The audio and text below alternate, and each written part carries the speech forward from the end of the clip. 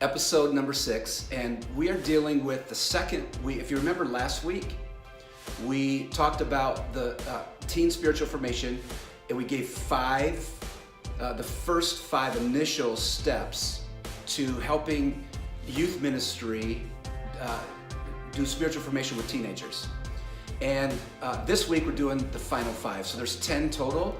And as the process goes, all you have to do is go to the youthology.com, to the blog, and you can catch everything right there.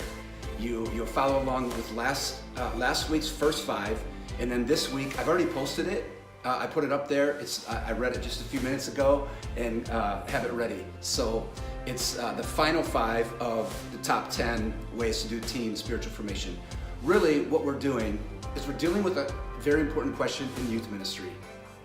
The question is simply this: are we preparing students to lead the future of the church? Because that's where they're coming from.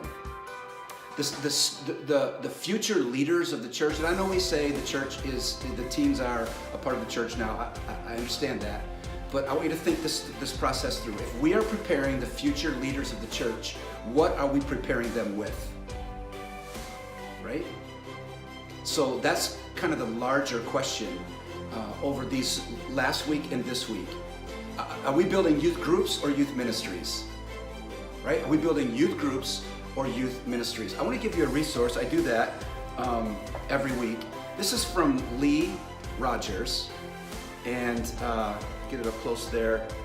It's called Initiate: Powerful Conversations. Okay, powerful conversations that lead to Jesus.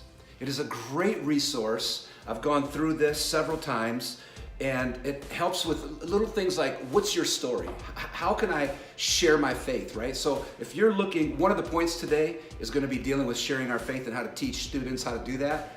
This is a great resource, okay? So please get that. I think that's something that you're going to want to read and maybe even order several of them for youth ministry. Before we get to the 5, actually 6 through 10, teen spiritual formation principles, I want to read to you 1 Corinthians, and it's chapter 13, in verse 11.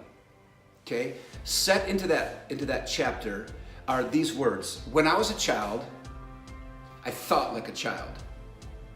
I reasoned like a child. Okay, those are my ways. But when I put away childish things, and when I became a man, right, that next level from childhood to adolescence and maybe young adult, however you see that.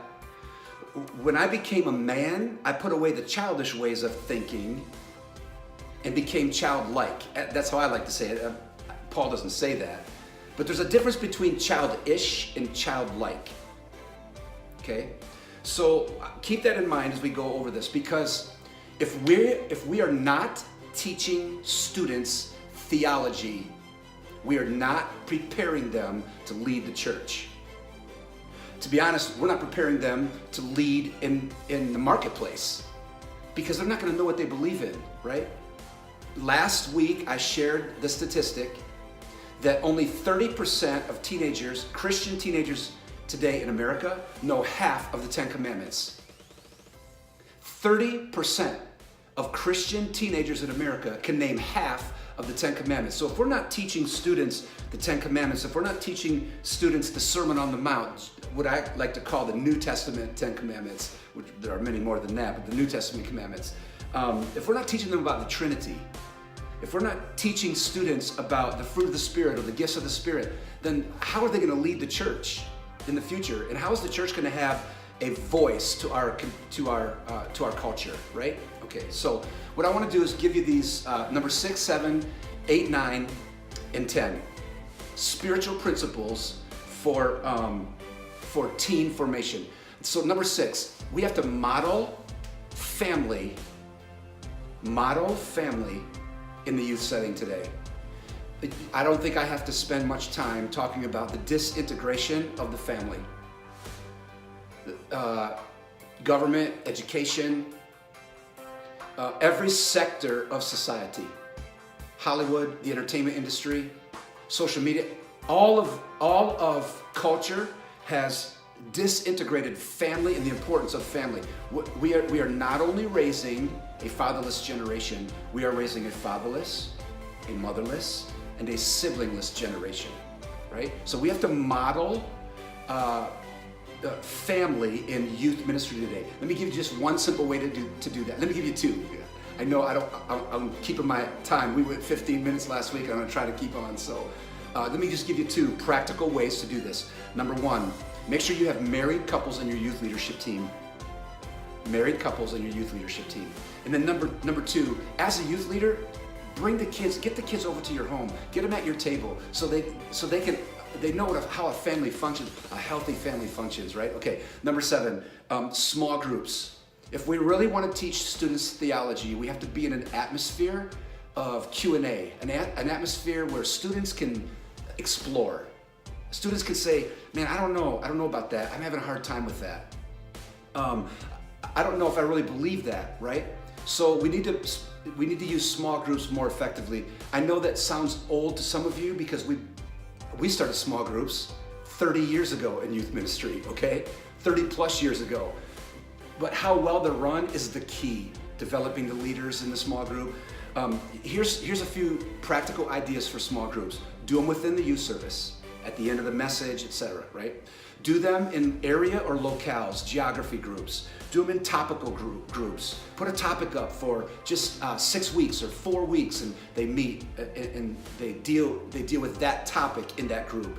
Do high school groups. Do age groups. Here's the one I love to do. When you break up into groups is affinity groups, like what people would be drawn to and what people would like, right? And do a pop-up. Like for 1 month, everybody's gonna do this neutral site group, and we're gonna meet at the mall, or we're gonna meet at an airport, and we're gonna talk about topics that would relate to that, right? So small groups, get creative with your small groups, and get great leadership there. Number 8, probably one of my favorites to talk about is Spirit-led youth services. Man, I know, this is like beating a dead horse sometimes, man. There's this program people, right? Wednesday night has got to be like lit. Wednesday night has to be exciting and quick and back to back, and we got to catch their attention. We got to play a game to get that right. And then we have to have a video, this bumper time in there where there's some excitement. And then we got to get them out early, and we got to get them over to the game area, and then we got to have pizza too, or drink. Listen. I want you to separate games and God. I want you to separate program and presence.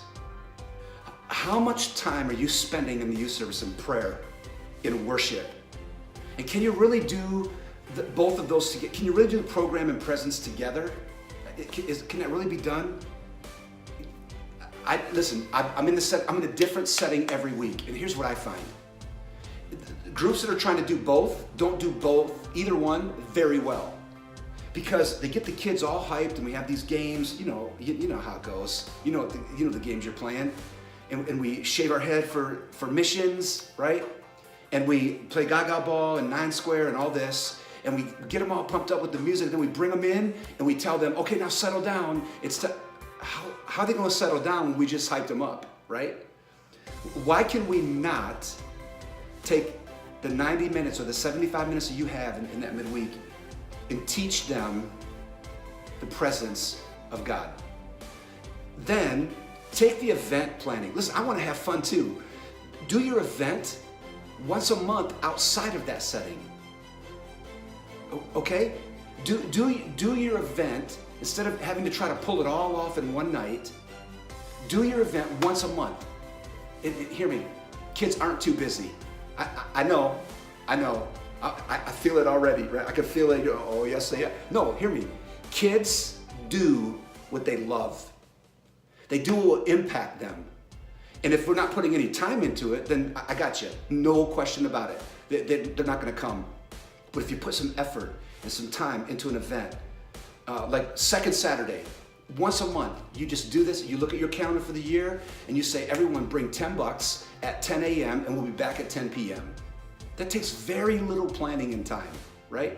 And we don't have to have everybody there, but we're giving them an opportunity to have fun and do those kind of things, right? Because we really need a youth service setting to be a time where the gifts are used and where students are worshiping and they're in the presence of God, because they don't always get that. You know that. And many of your students, they don't even attend on a weekend. So where are they getting the presence and seeing other kids worship God and seeing the gifts move? You know where they get it? They get it at camp and they get it at convention. And that's what they talk about, don't they? And they can't wait for those moments. And we even as leaders hype them for those moments. Man, just wait. It's right. Here's a simple question within this youth service setting. Do you spend more time with your organization putting together, after an event, after a camp with your youth group, does your video of camp spend more time showing kids at the altar and the services, or more time with all the fun and the games that were going on those 3 days? I talked to a youth pastor a year ago about that whole thing, and I challenged him. I said, listen, that was a great video, man, but it was all fun. It was all fun. Very little at the end was about what God did in the lives of students. And they just had another event, and I saw him, and he was like, hey, guess what? I want you to check the video out. And I did. I saw the video, and I'm like, oh, they flipped it. It was like more spiritual things than more of the games and, in the field. Okay. Dude, we gotta fly. We gotta fly. Okay, number 9. Discipleship. Okay, number 9. Discipleship intensive weekends. This would be like monastic stuff. This is where you would say, okay, we're gonna have signups for 10 to 12 kids. That's all we're taking. And we're going away for a Friday night and a Saturday. And you're gonna journal, you're gonna prayer walk, you're gonna worship, you're turning your phones in, right?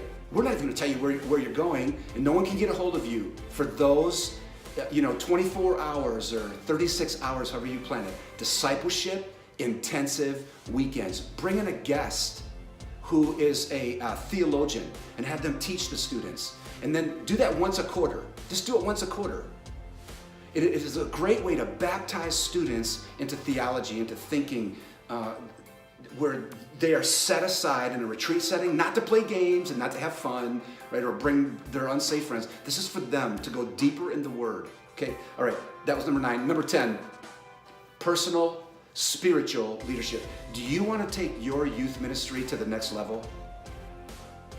Do you want to see your students go after God like they never have before?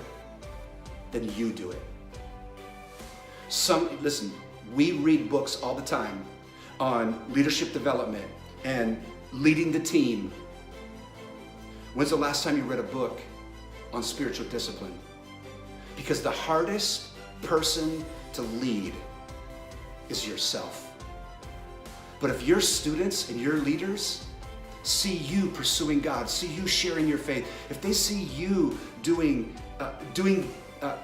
Christianity in real life in front of them, when you're out to eat with them and they see you sharing your faith with if they see that, that will entice them to live their faith outside of the church too. Because more miracles happened outside of the church, in the marketplace, and outside of the temple in the Bible than happened inside of it.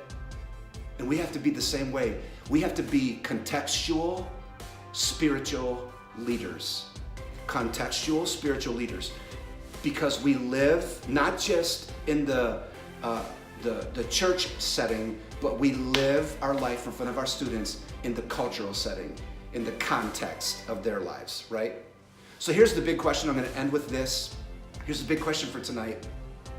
What am I spending more time doing? Am I spending more time in programs and systems, or in presence and spirit? More time in programs and systems, or in presence and spirit? What am I doing in the office? What am I doing in my free time?